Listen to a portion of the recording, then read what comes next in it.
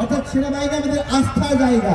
এবং দেখবেন পিলখানা হত্যাকাণ্ডের ঘটনায় সেনাবাহিনীর পরিবাররা যারা কিনা ক্ষতিগ্রস্ত হয়েছে তারা বিডিআর ভাইদের পাশে দাঁড়িয়েছে। এবং কেউ দেখাতে পারবে না কোনো সেনাবাহিনীর সদস্য নিহত হয়েছে তারা বিডিআরদের বিরুদ্ধে কথা বলেছে। তারা একটা দিকে ইঙ্গিত করেছে, এইখানে জড়িত জাহাঙ্গীর কবির নানক, এখানে যদি তাপস জড়িত, শেখ হাসিনা জড়িত, ওই সময় সাহারা খাতুন জড়িত। সবার এক কথা, আমার কথা হলো এই যে নামগুলো আসছে এরা যদি জড়িত হয় তাহলে এদেরকে ছেড়ে দিয়ে কেন আমার বিডিআর ভাইদেরকে আটক রাখা হয়েছে? এখনো সেই এজেন্ডা চলমান রয়েছে, সেই প্রক্রিয়া চলমান রয়েছে। এটা কোনোভাবেই ভাঙছে না, এটা চীনের প্রাচীরের মতো উঁচু হয়ে আছে, কেউ নড়াতে পারছে না। এইটা কোনো কথা? আমরা স্পষ্ট করছি। আমি ধন্যবাদ জানাবো মাহিম ভাইকে, আসছে।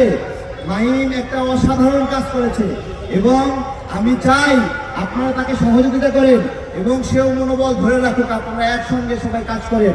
আমরা গণ অধিকার পরিষদের প্রতিনিধি যারা আছি আপনাদেরকে নিয়ে আগে প্রোগ্রাম করেছি। আমরা আশ্বস্ত করছি আমরা দ্রুতই অসম্ভব সেই কাজটি আবার সম্ভব করব। এবং সেটা কি, আমরা এখানে কিন্তু সম্ভাবনা রয়েছে যে বিডিআর এবং সেনা পরিবারগুলো মুখোমুখি হয়ে যাবে, খুবই সম্ভাবনা রয়েছে। সুতরাং আপনারা এই বিষয়গুলো খুব কৌশলীভাবে কথা বলবেন। আপনারা তাদের সাথে সাংঘর্ষিক হয় এরকম কেউ বক্তব্য দেবেন না। আমরা সেই অসম্ভব কাজ করব, আবার বিডিআর পরিবার এবং সেনাবাহিনীর ক্ষতিগ্রস্ত পরিবারকে এক জায়গায় করব। এবং যদি এরকম দেখেন আপনারা কোথাও পুলিশ আইসা আপনাদেরকে মারার চেষ্টা করতেছে, হামলার চেষ্টা করছে, উত্তেজনা সৃষ্টি হচ্ছে, তখন আপনারা পাল্টা স্লোগান দিয়ে অস্থিতিশীল করবেন না। তখন বলবেন আপনারা 5 মিনিটের জন্য সবাই নিরাপত্তা পালন করবো। আমরা কি বলবেন? এটা একটা জরুরি। কোনোভাবে আপনাদের এই পবিত্র লড়াই যদি সরকারের সাথে সাংঘর্ষিক হয়ে যায় তাহলে কিন্তু দাবি আদায় হবে না ভাই। অনেকগুলো মানুষ অনেক দিন জেল খেটেছে, তারা আর বের হতে পারবে না। আমরা কি সেটা চাই? আমরা সেটা চাই না। সবাইকে অনেক ধন্যবাদ। আপনারা যেই প্রোগ্রাম দেন, যেভাবে দেন, আমরা কোনো পলিসি দিতে চাই না, আমরা কোনো প্ল্যান দিতে চাই না। শুধু চাই আমাদের বিডিআর ভাইরা মুক্ত হোক।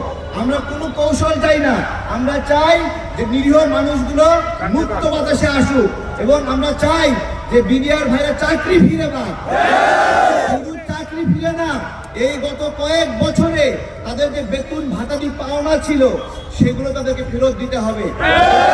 এটা সরকারি চাকরির পাবলিক রুলস, এটা চাকরির রুলস যে কেউ যদি ক্ষতিগ্রস্ত হয় চাকরি থেকে বের করে রাখা হয়, চাকরি ফেরত পাওয়ার সঙ্গে সঙ্গে সেই ক্ষতিপূরণগুলো দেওয়া হয়। সেইটা চেয়ে আমি আমার বক্তব্য শেষ করছি। অনেক ধন্যবাদ সবাইকে। আসসালামু আলাইকুম। ইফতার পর্যন্ত আমরা অপেক্ষা করি যে ইফতার পর্যন্ত আল্লাহর আদেশ ইফতার খাওয়া যাবে না, কেন খাওয়া যায়?